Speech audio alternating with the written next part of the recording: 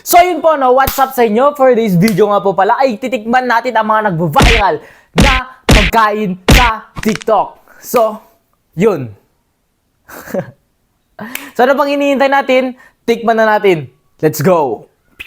So ito po pala ang una nating tikman dahil yung dalawa kong order ay hindi pa dumarating. Pero mali-deliver daw siya ngayon within this day, no? Pero ito muna ang una nating tikman dahil ito nabuksan ko na kasi to and ang lifespan niya daw kapag nabuksan na is 2 days na lang. So, tara initin na natin. So, initin lang natin kasi syempre mas masarap kapag mainit ang ulam.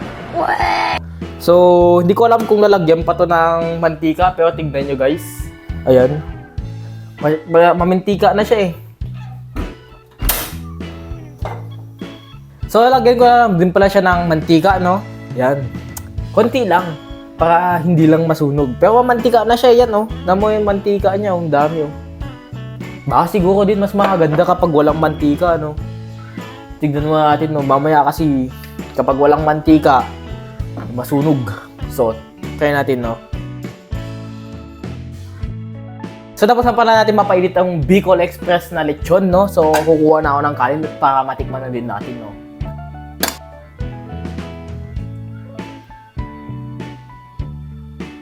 So, ito na po pala ang, Bicol Express na, lechon. Yan. So, tikman natin, no, kung masarap ba talaga. Pero hindi pa ako nakakatikim ng, ng lechon ng Bicol. Kaya itong first time, no?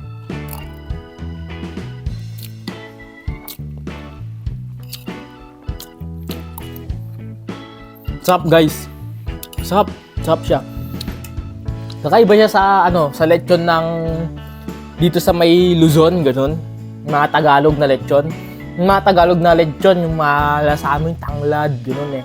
Yung maalat, maasin, mapaminta, ganun yung sa loob niya, tapos may mga bawang, ganun. Pero ito kasi, ang natikman ko dito yung gata. Magata. Maamoy mo din yung gata niya. As in, yung gata, maamoy mo.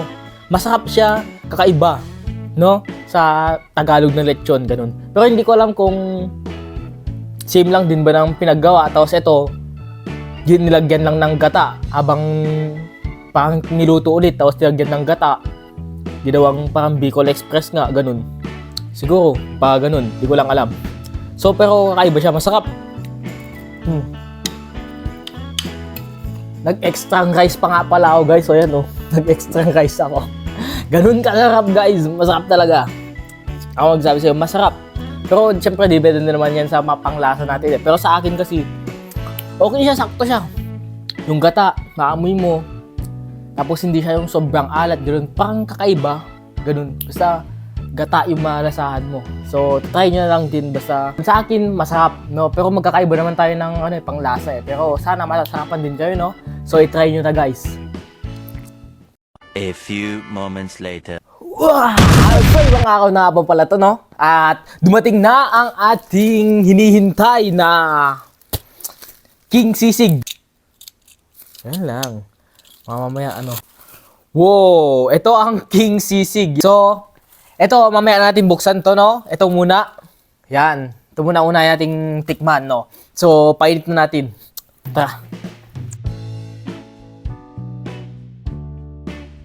So, ito na yung King Sisig natin. Yan, oh. Yan ang ating King Sisig, no? At tikman na natin, no? So, first bite.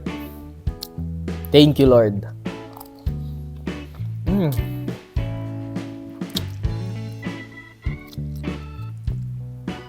May daon pa lang laurel, guys, oh. Saan, legit.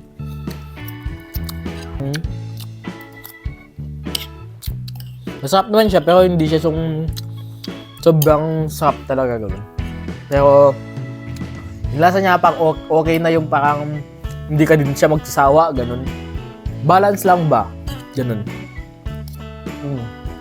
Mas masarap to compare dun sa Bicol Express na na lechon. Well, lechon yun eh. Hindi naman yung katulad, hindi naman yun sisig.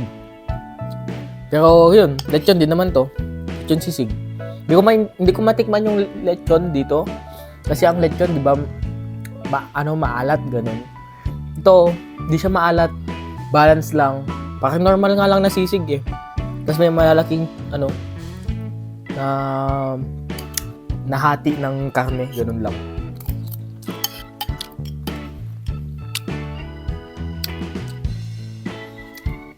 And ito ang last but not the least, ang kanilang sisig barbecue, no? Barbecue sisig. Sisig barbecue. Parehas lang yun. Huh? So, tinikman na natin, no? Ang kanilang barbecue sisig.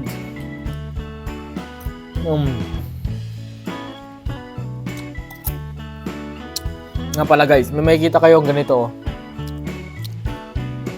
Mga maliliit na parang chili. Pero hindi naman siya maanghang. May sili nga lang siya. Itong barbecue sisig, matamis. Siyempre, siguro nga barbecue. Siyempre, barbecue is matamis naman talaga yan, no? So, almost the same lang siya ng ng lasa nung unang sisig, yung sisig na lechon. Lechon sisig ba yun?